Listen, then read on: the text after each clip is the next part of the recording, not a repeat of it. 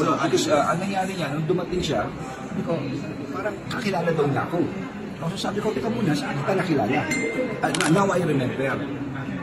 Because as DILG, merong governor, si Governor Tiam, nagpa-organize with meetings with all of the mayors of Tarlac. So they were there. So yun, doon kami nag-uusap. Sabi ko, sir, ako po yung ganito. Ikaw nga yan, sabi ko gano'n. So ganun lang yun. There's nothing to it. But what is important right now is that she is now in the custodial center of Tarlac. At meron ng search, warrant of arrest na inisyo sa kanya. And mind you, that warrant of arrest, kami nagdemanda sa kanya, DILG, na kinatigan ito ng ombudsman, that tried into a criminal case, na kung saan ang kapas kahapon nag-issue ng warrant. Kaya kung mapapasin sa aeroplano, pagdating namin, nilagay siya ng posa sa aeroplano. Pagbaba niya. Tapos binagsit siya, nilagay siya ng mga issue, CIDG, etc. Yun po na Secretary, so for now po, dapat sa Senado muna siya ma-detain para makaharap sa hearing sa Lunes. Ginagalang ko ang karapatan ng judiciary na maglabas ng warrant. Pero ang Senado ang may pinakaunang arrest warrant laban sa kanya. Ang Senado ang nag-trigger ng manhunt. Senate warrant ang bitbit ng ating law enforcers sa Jakarta. Malinaw din sa Korte Suprema, in the case of Binay versus Sandigan Bayan, that criminal cases against municipal mayors fall within the exclusive jurisdiction of the Sandigan Bayan. Bakit po kaya Tarlac Court ang nag-issue? At bakit siya dinala sa Tarlac? Hiniling ko na kay General Angkan ng OSAA na sumunod doon para ma-monitor ang mga pangyayari doon. Kaya pagkatapos siyang i-process ng NBI o PNP, kailangan ma-turn over na siya sa OSAA. That was clear from the very start. And that was the commitment of NBI Director Santiago. Ngayon, kung si Guo Huaping ay di magpiyansa, ibig sabihin, mas gusto pa niya makulong sa PNP kaysa sa Senate. We need to ask why. Why does she want to be in a jail more than in the Senate detention facility? Nung amin pong nakakuha si Alice, asked for a private meeting between me and Marbil, General Marbil. So we went to this room kasama yung mga Indonesian. Sayang, 5 minutes. So sinasabi niya sa akin that meron daw threat sa kanyang buhay. Hindi mo ako ni Chief Marbil, nire-record na. Sabi niya, pinay-have it recorded. Kasi importante yung ma-record pa naman niya kung sensitive to kung may mangyari man o ano. So alam ni Alice, at that point, para may kumuha ng picture to have it document too. So nagpagka-camera, tumingin kami. Siyempre, pag tigilong ganyan, hindi mo alam kung ano ginagawa nito, nagpapacute pala. Diba? But if we're going to look at it, let's straight at the camera, was looking at the So, yun po ang nangyari. There was no selfie or anything, no? It was a pure na, humingi po siya. What is important here, sana maunawaan ng ating kababayan, nagpunta kami sa lugar ng Jakarta. Walang kasiguraduhan na makukuha namin siya. Nothing at all. In fact, ang sabi sa akin, I was in Naga at that time, sabi sa akin, dapat pumunta ka ng alauna ng umaga. 1 o'clock in the morning. Kung hindi, papakawala natin siya. So, I have to find isang aeroplano to bring us there. Saka dinadala ako sa kaibigan ko. Kasi if you're going to take a commercial flight, marami pa doon. Siyempre, patuloy mo sa isasakay, etc. So, ang hirap ako, walang bayad ni si Juan Gobyerno. Yung binayad na si Sport. Ano po ito, dito ito. At nakipag-negotiate kami, naisip ko, kung di kami mauuwi ito, nakakahiya kami dito. No? So, and the rest is history. Napapayag natin ang Indonesia. After 1 hour of meeting, tapos naiuwi namin ang sir, going back to the photo, do you realize now where the criticisms are coming from, the outrage even, that there was some impropriety with you and General Marbil taking a photo with the fugitive? Well, yung ang kamukha na sinabi ko, this kind of photos, like, basta nakaharapan ganyan, you cannot tell, makakula na sa tabi mo, etc.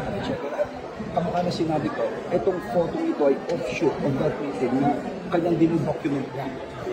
I do not know, ano ito pinagagagawa niya, nagpo-post siya, ano.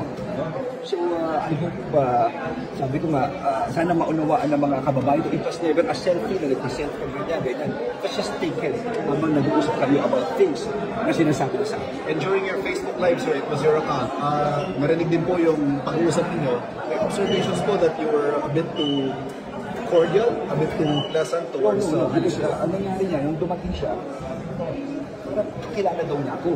So sabi ko, teka muna, saan kita nakilala? Now I remember. Because as DILG, merong governor, si Governor Yap, nagpa-organize with meetings with all of the mayors of Tarlac. So they were there.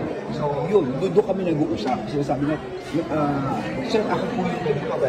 Ikaw na yan, sabi ko gano'n. So ganun lang yun, there's nothing to it. But what is important right now is that she is now the custodial center of Rami. At meron ng search, warrant of arrest na issue sa kanya. Mind you, that warrant of arrest kami nagdemanda sa kanya, DILG, na kinatugon ito ng ombudsman, nag-try itong ito ang criminal case, na kung saan ang kapas kahapon issue na ng warrant. Kaya kung mapapasin yung sa aeroplano ng pagdating namin, nilagay siya ng posa sa aeroplano, pagbaba niya.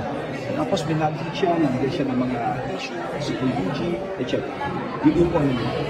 So for now, may directive na tayo sa lahat ng law enforcement personnel. Today is, this year is the 75 years of Philippines-Indonesian friendship. Yes. No, nagkataong pang gano'n.